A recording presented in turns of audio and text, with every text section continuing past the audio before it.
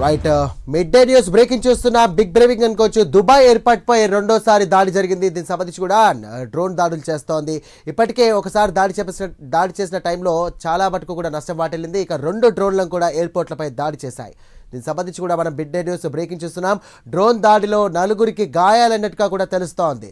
ఎందుకంటే దీనికి సంబంధించి ఇరాన్ ఇజ్రాయెల్ దాడిలో సంబంధించి కూడా దుబాయ్, ఇటు ఖతార్, అలాగే బహ్రెయిన్ కానివ్వండి, దీనికి సంబంధించిన సౌదీ దేశాలు కూడా అట్టుడిపోతున్నాయి. ఇక్కడ డ్రోన్ దాడులు, క్షిపణి దాడులతో కూడా ప్రజలు బెంబెత్తలిపోతున్నారు. ఇక బంకర్లలో దాక్కోవడం తప్ప బయటికి రాని పరిస్థితి కూడా మనం చూస్తున్నాం. అయితే ఇప్పటికే ఒకసారిగా దుబాయ్ ఎయిర్పోర్ట్పై దాడి జరిగింది. మర్చిపోకముందే ఇరాన్ మరోసారి కూడా ఎయిర్పోర్ట్పై డ్రోన్లతో దాడి చేయడం జరిగింది. దుబాయ్ ఎయిర్పోర్ట్పై మరోసారి కూడా ఇరాన్ డ్రోన్లతో దాడులు చేసింది. దీనికి సంబంధించి కూడా అక్కడ ఉన్నటువంటి 4 కూడా గాయాలైనట్టుగా సమాచారం అందుతోంది.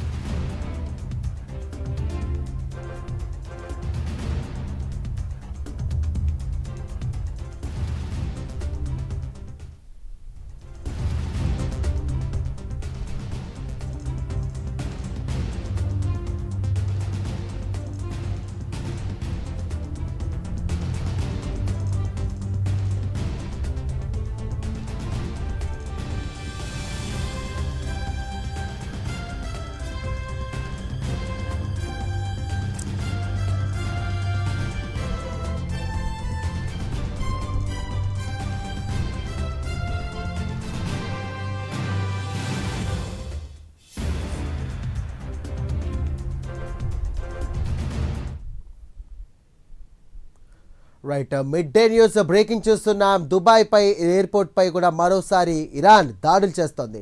ఈ సందర్భంగా డ్రోన్లతో రెండోసారి దాడులు చేసింది. అక్కడ ఉన్నటువంటి 4 కూడా గాయాలన్నట్టుగా సమాచారం.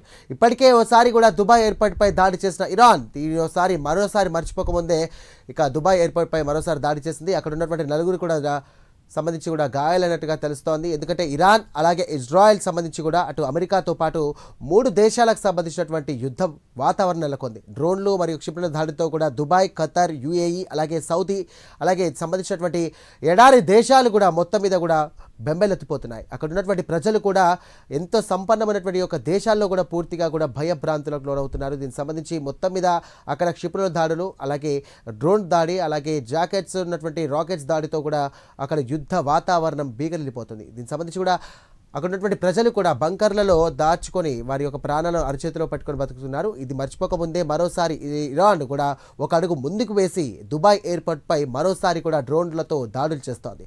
ఈ దాడుల ద్వారా 4 అక్కడ ఉన్నటువంటి సిబ్బంది కూడా గాయాల పాలయ్యాయి.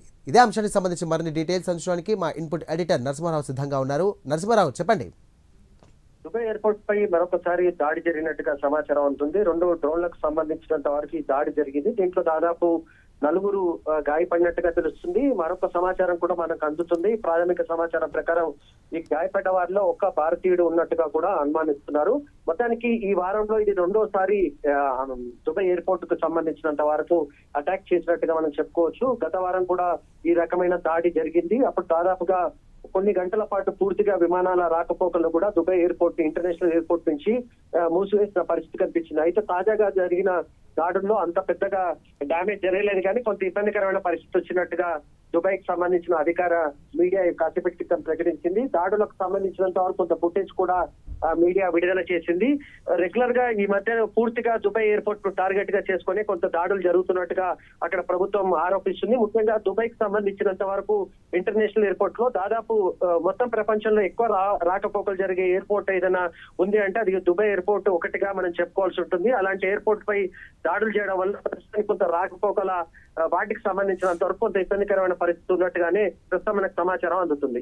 రైట్, ఈ దాడులు ఏ విధంగా చూడొచ్చు, ఎప్పటి వరకు ఈ దాడులు ఆగిపోయే అవకాశం ఉంది? ఎందుకంటే దీనికి సంబంధించి కూడా ట్రంప్ వ్యాఖ్యానించారు. ఇటు ఇరాన్, ఇజ్రాయెల్ సంబంధించినటువంటి ప్రధానులు కూడా స్పందిస్తూ ఉన్నారు. ఇంకా మరికొన్ని రోజుల్లో కూడా దాడులు కానివ్వండి, ప్రతి దాడులు కూడా ఎక్కువ అవకాశాలు ఉన్నట్టుగా తెలుస్తోందని చెప్పేసి కూడా చెప్తా ఉన్నారు. ఎప్పటికి వరకు ఈ యొక్క దాడులు ఆగిపోయే అవకాశం ఉంది? నిజానికి మనం కొద్ది రోజుల క్రితం చూస్తే ఇరాన్ మేము తమకు చుట్టుపక్కల ఉన్న దేశాలకు సంబంధించినంత వరకు, పొరుగు దేశాలకు సంబంధించినంత వరకు దాడులు చేయమని గతంలో ఒక ప్రకటన చేసింది ఇరాన్ కి సంబంధించి. కానీ చాలా వరకు ఈ దేశాలు ఏవైతే ఉన్నాయో అవి అమెరికాకు సంబంధించిన బేస్ కి కొంత హెల్ప్ చేస్తున్నాయి కనుక ఆ దేశాల పైన దాడులు జరపక తప్పడం లేదని చెప్పేసి కూడా ఇప్పటికే ఇరాన్ ప్రకటించిన పరిస్థితి కనిపించింది. మరికొద్ది రోజుల పాటు మాత్రం ఈ రకమైన పరిస్థితులు కొనసాగే అవకాశం ఉంది. ఇప్పటికే మనకు తెలుసు గ్యాస్ కి సంబంధించి కానీ ఆయిల్ కి సంబంధించినంత వరకు కొంత సంక్షోభం ఇప్పటికే కొంత ఏర్పడింది. ఈ ఎయిర్పోర్ట్ల పైన కూడా దాడులు జరపడం వల్ల రాకపోకలు నిలిచిపోతే మళ్ళీ అక్కడ ప్రయాణికులు ఉండడం, వారిని ప్రత్యేకంగా తీసుకురావడం అనేది కూడా కొంత ఇబ్బందికరమైన పరిస్థితి ఉంది. దీనికి మనం ఇంకొక విషయం కూడా చెప్పుకోవచ్చు. వరల్డ్ కప్ లో పాల్గొన్న భారత్ లో పాల్గొన్న 2 జట్లు కూడా సౌత్ ఆఫ్రికా, వెస్టిండీస్ టీంలు కూడా చాలా వరకు దాదాపు 10 రోజుల పాటు ఇండియాలో ఉండి నిన్న రాత్రి బయలుదేరిన పరిస్థితి కనిపించింది. సో విమానాల రాకపోకలు కూడా ఇంపాక్ట్ తీవ్రంగా ఉన్నట్టుగానే కనిపిస్తుంది. దుబాయ్ లో జరుగుతున్న పరిణామాల వల్ల, ఎందుకంటే దుబాయ్ ఎయిర్పోర్ట్ నుంచే చాలా వరకు ఇంటర్నేషనల్ ఫ్లైట్స్ వెళ్లే పరిస్థితి ఉన్న నేపథ్యంలో అక్కడ జరిగే ఏ చిన్న ఇన్సిడెంట్ అయినా ఖచ్చితంగా ఇంటర్నేషనల్ ట్రావెల్ పైన, ముఖ్యంగా విమానాల రాకపోకల పైన మాత్రం ఖచ్చితంగా ఇంపాక్ట్ పడే పరిస్థితి కనిపిస్తుంది. రైట్ నరసింహారావు, చివరిగా ఈ దాడిలో 4 గాయపడ్డారని చెప్తున్నారు. వారి పరిస్థితి ఏ విధంగా ఉంది? ప్రస్తుతం మన దగ్గర అప్డేట్స్ ఏమైనా ఉన్నాయా? ఈ దాడి పెద్దగా తీవ్రంగా ఉన్నట్టుగా మాత్రం సమాచారం అంటలేదు. కొద్దిగా గాయపడినట్టుగానే కొంత సమాచారం ఉంటుంది. వాళ్ళకు మరీ ప్రాణాపాయకమైన పరిస్థితి కానీ లేకపోతే బాగా ఇబ్బందికరమైన పరిస్థితి అయితే ఉన్నట్టుగా ప్రస్తుతానికి సమాచారం అంటలేదు. దాంట్లో ఒక భారతీయుడు ఉన్నట్టుగా కూడా అనుమానిస్తున్నారు. కాసేపట్లో కాసేపట్లో ఈ అంశానికి సంబంధించి ఒక అధికారిక ప్రకటన మాత్రం వెలువడే అవకాశం ఉంటుంది. Right, thank you Narasimha Rao.